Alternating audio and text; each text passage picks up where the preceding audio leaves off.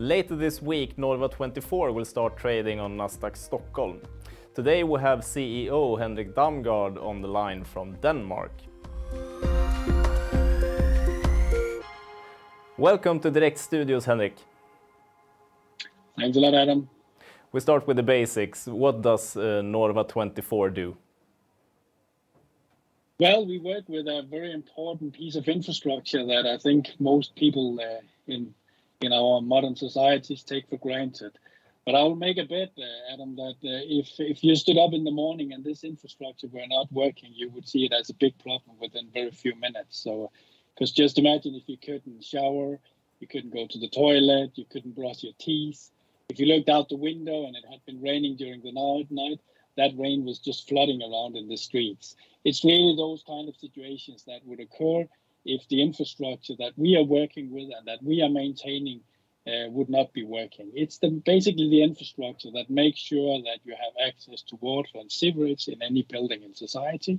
It's also this infrastructure, for example, that makes sure that when it's raining, that rain is also disappearing. So it's underground infrastructure maintenance we do. The company history dates back for over 100 years. Why do you choose to go to the stock market now?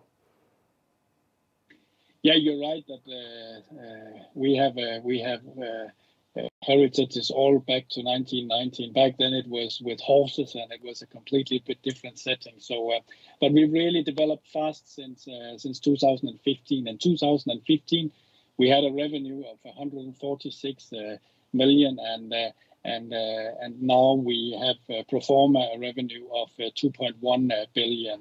So really a fast development for us. And the reason why we want to be listed is really that for us through the listing we get new capital for doing the further growth journey that we are on, because we want to become a European lighthouse in underground infrastructure maintenance. And to do that, acquisition is also part of, and doing acquisitions is part of our journey. So the funding from the listing will really make it possible for us to speed up and continue the development in the company. Now you're doing a share issue before the IPO. How will you use the proceeds from the share issue?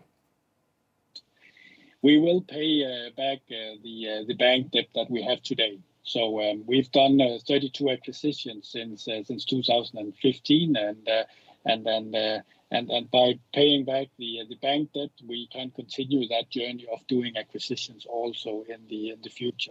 And our target is really to achieve a 2025 revenue of 4.5 billion. How big is the market for underground infrastructure, and what type of growth rates are we talking about?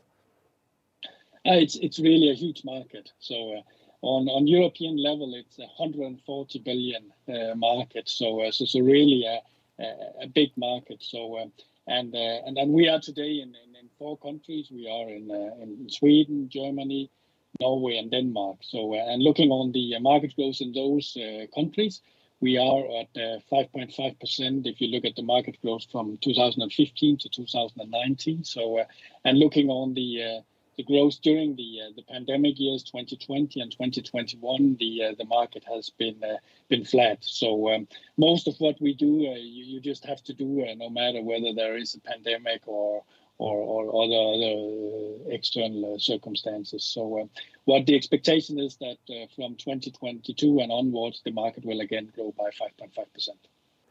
A big market that tends to attract competition. How is the competitive situation on the market?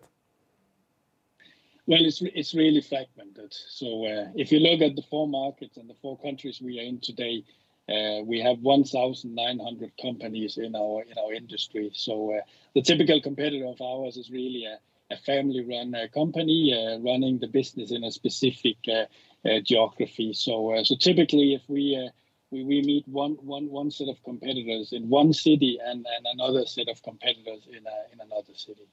So you have a financial target of reaching 4.5 billion in revenues and 14 to 15% in EBITDA margin.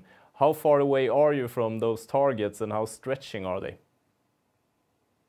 Yeah, on the revenue side, we are today having activities that pro forma has a revenue of 2.1 billion. So we're almost halfway to the 4.5 billion that we are striving for in 2025. So on the revenue side, on the EBITDA margin side, we have been close to the 14-15% level that we are striving for. So yeah, I would say that it's within reach.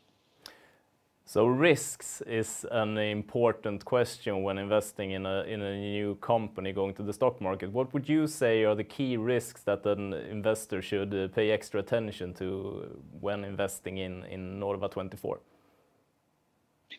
Well, first of all, I think it's important to understand that most of what we do is stuff that needs to be done no matter what circumstances the general economy in a country is in. So, and we've also seen here during the pandemic that it is an acyclical industry. So, so that's important to understand. So, but what we are really focusing a lot on when developing Norva 24 is that we do the right acquisitions and that we are good at onboarding these acquisitions into Norva 24.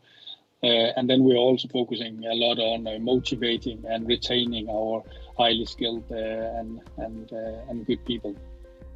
Thank you very much for joining us today, Henrik, and good luck with the IPO. Thanks a lot, Adam.